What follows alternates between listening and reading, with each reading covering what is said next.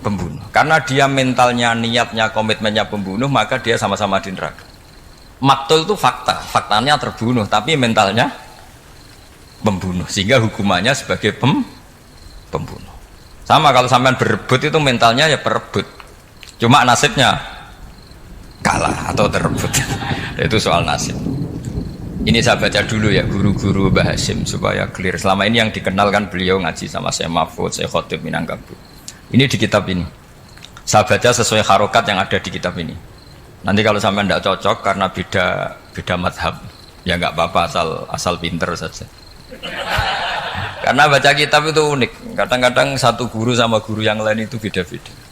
Dan biasanya guru itu nggak mau kalah. Mbah Mun tuh sering cerita, ada kiai maknani wati ini lanwit alu. Itu muridnya gerutu karena pernah mondok itu kok nggak gitu Pak Guru, di kitab saya maknanya itu pohon elu. Lah iya cung wit elu kena gua alu kata gurunya nggak mau kalah gitu. Ada yang guru itu salah baca wal jarodin lan lawang, muridnya nggak terima. Pak Yai saya pernah ngaji itu maknanya walang. Lah iya walang sing ning lawang cung. Itu memang kasus makna-makna di Jawa itu banyak. Karena awalnya memang wis rodok bodoni. Kenapa saya bilang bodoni? Yang bilang Mbah Mun makna Jawa ono bodoni ini ya. Karena watin itu kan nggak ada di Indonesia.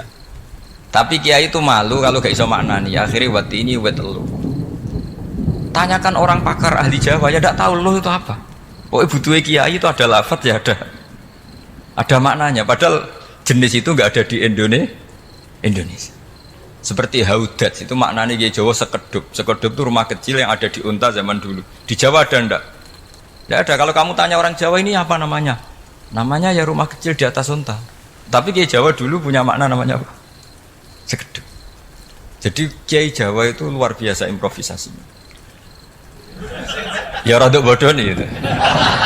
Lah yang sering bodoni itu bab halal haram, tapi bodoni apa? Ya tidak semua bodoni itu buruk, kadang wajib. Betul ya? Ini sama tergesola. Ini karena keahlian fikih saya juga barokahnya Mbah Hasyim Asy'ari supaya beliau senang. Beliau senang karena para nabi, para wali, para ulama itu tidak meninggal. Tadi kalau Mbak Anita bilang wafat itu kalau dalam bahasa Arab wafa yafi wafaan itu maknanya nuhoni. Nuhoni itu sudah memenuhi.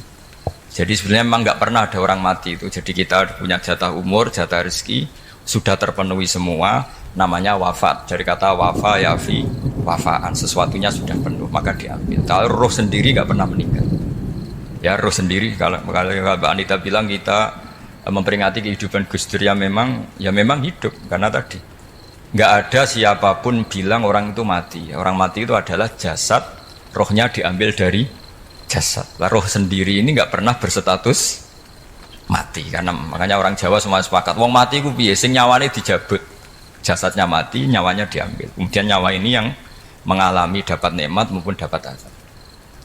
Sehingga keyakinan ahli sunnah wal jamaah ini perlu didoakan, karena menghadapi Allah butuh topangan doa, dan doa itu nggak pernah salah. Karena otoritas doa itu milik Allah Subhanahu wa ta'ala. Tidak bisa kamu nyemprit Allah. Allah ini sudah akhirat loh, amal nggak ada gunanya loh, tidak bisa. Allah tetap zat yang bisa mengabulkan doa siapa saja. Sehingga ahli sunnah berpendapat doa itu yanfa'ul mayyit, doa itu manfaat untuk mayyit. Sehingga Mbah Hasyim Asy'ari ngarang secara spesifik risalah an ahli sunnah wal jamaah. Di antara yang paling pokok adalah doa yanfa'ul mayyit, bahwa doa itu manfaat pada mayyit. Ini saya hitung ya guru-gurunya Mbah Hasyim. Darus Salhat Muhammad Hasyim Asy'ari ini karangannya Asad Syihab, orang Libanon. Buku ini selesai tahun 72. Beliau lama sekali ikut ngaji di sini sama Mbah Hasyim. Tapi sebagai peneliti, beliau ke sini sudah alim. Enggak terus masih menghafalkan alif bata itu enggak, masih sudah alim. Darus Salhat Muhammad Hasyim Asy'ari fil Haramil Makki Syarif fi Makkah Al-Mukarramah alaihi ulama. Seterusnya beliau hitung ya. Amsalus Syekh Ahmad Amin Al-Attar. Was Sayyid Sultan bin Hasyim, Was Sayyid Ahmad Zawawi. Ya dihitung ya sudah berapa ya?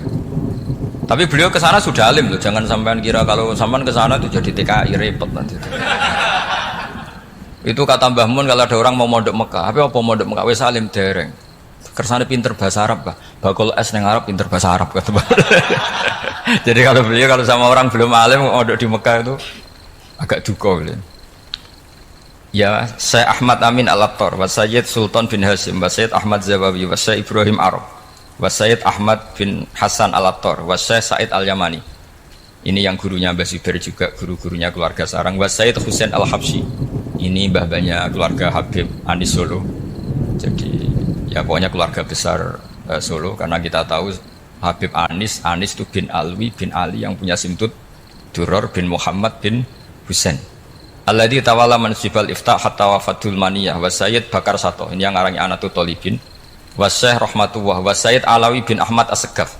Ini yang arang Tarsihul Mustafidin. Kita tahu sarah i'anah paling terkenal adalah dua, I'anatul Talibin dan Tarsihul Mustafidin. Itu dikarang oleh Alawi bin Ahmad As-Segaf.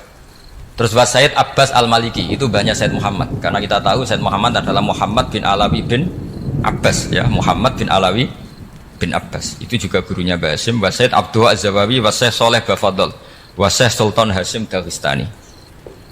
Jadi selain guru-guru di Indonesia termasuk Mbah Mahfud Termas, Syekh Khotib Al-Minangkabau, beliau punya guru-guru itu yang saya sebut. Lalu barokahnya guru-guru itu, ya, barokahnya guru-guru itu, Mbah Hasyim berpikir seperti itu, dan berpikir seperti itu yang mengilhami Gus Wahid, kemudian Gus Wahid mengilhami Gus Dur. Kenapa saya cerita ini? Supaya kamu tahu bahwa pikiran-pikiran besar Gus Dur itu ada sanadnya. Jangan sampai kamu berpikir Gus Dur cerdas, muka kan delok film lah, terus gue delok film kan ya repot gitu. Jadi makanya ini, karena banyak juga yang cerita Gus Dur sebagai budayawannya, sebagai demokratnya, sebagai pluralisnya. Yang cerita itu kan sudah ada, masa saya disuruh ceritain lagi? Jadi kalau sampean saya cerita itu lagi kan coro Jawa tahsilul hasil. Jadi ini itu tidak bidang saya. Bidang saya akan melihat Gus Dur sebagai cucu Mbah Hasyim siapa? Asy'ari. Ini saya baca ya. Ini bahasa Jerman tapi sudah diagak-agak Arabkan. Ma'al Muhandis Karel von Schmidt. Ini Mbah Hasyim. Jangan kira yang pernah berkawan ya, bersosialisasi dengan non muslim itu mulai Gus Dur. Mulai Mbah Hasyim ini di halaman 108 kitab tadi. Wadi'ul Labinati Istiqlal Al-Indonesia. Kitab ini boleh sampean gasap kok. Nanti setelah ini tak bawa pulang atau sampean gasap nggak apa-apa. Ini santri-santri itu vireng nggak apa-apa. Siap ya? Ya nanti bisa dibaca. Lakot kan seterusnya hakon ziaratil alam Muhammad Hasyim maka dalika fi yaum ini 7 Juli tahun 1936. Fi maqorihi Tebu Ireng. Haitsu taqaltu indahu bil muhandis Karel von Schmidt. Wakanatil fursa saikhal tahadus ma'ahu tawilan. Terus setelah itu ini ceritanya mu'allif menangi Mbah Hasyim diskusi sama orang orientalis. Ini kata mu'allif, wa hadhil uqdatu takunu aqidatan wa hiya uqdatul mustasyrikin fa kullu shay'in ya'ti minal gharbiyyin wal irobiyyin wa Eropa ya'tabirunahu dasisah. Jadi zaman itu Mbah Hasyim itu sering punya tamu dari Eropa, dari Barat, dari macam-macam. Sumastat rodal muhandis terus seterusnya sampai. Nah ini cerita saja betapa Mbah Hasyim itu perkawanannya luas sekali. Terus ini cerita akhirnya orang ini sampai masuk Islam. Ketika masuk Islam, di antara pesannya Mbah Hasyim, saya ulang lagi, di antara pesannya siapa? Mbah Hasyim itu beliau bilang, kamu harus dipikir-pikir lagi katanya. Itu kan satu kearifan Mbah Hasyim ini saya baca karena saya takut ditegur ini. Saya juga nunggu surat kok tidak datang ini kok, supaya cepat selesai. Ini bebas. Kalau ada surat malah kebenaran ini karena sudah mulai nyari-nyari. Ya jadi saya mohon nanti kitab ini bisa dikaji di sini. Nanti saya tinggal di sini ada cerita-cerita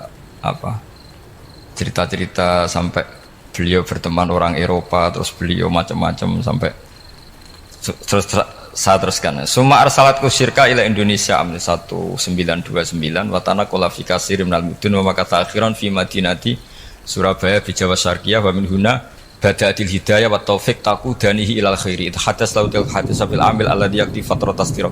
Jadi orientalis tadi ketika berteman Mbah Hashim lama-lama tertarik oleh Islam. Ketika mulai tertarik dengan Islam, wa sya'ara bil istiqra aruhi wal amni tam wa kaifa ya'budu rabbahu ibadatan hakikiyah. Terus mulai tertarik dengan Islam, terus konsultasi sama Mbah Hashim. Jadi tertariknya barokahnya Mbah Hashim. Orang ini kemudian wabakiyal muhandis itu insinyur Karel von Schmidt di Indonesia hatnan dalatil harbul alamiyah sehingga perang dunia kedua selesai wa indama qawamal indonesiun didal hukmil al hulandi fi harbil istiqlal am wa kana muhandis fi sufil indonesian dafahu islamu li asyariqa saat terus. Terus ini saya cerita, jadi Mbah Hashim pernah mengislamkan orang Belanda, orang Jerman. Orang apa? Orang Jerman, terus orang ini hidup di Hamburg. Sampai akhirnya beliau dakwah Islam di sana. Jadi ini apa? Ini penting ya supaya sampean tahu bahwa Tebu Ireng mulai dulu adalah komunitas internasional. Ya, Tebu Ireng mulai dulu adalah komunitas internasional. Jadi terus ketika ngadepi Indonesia yang dijajah, ya Indonesia yang dijajah,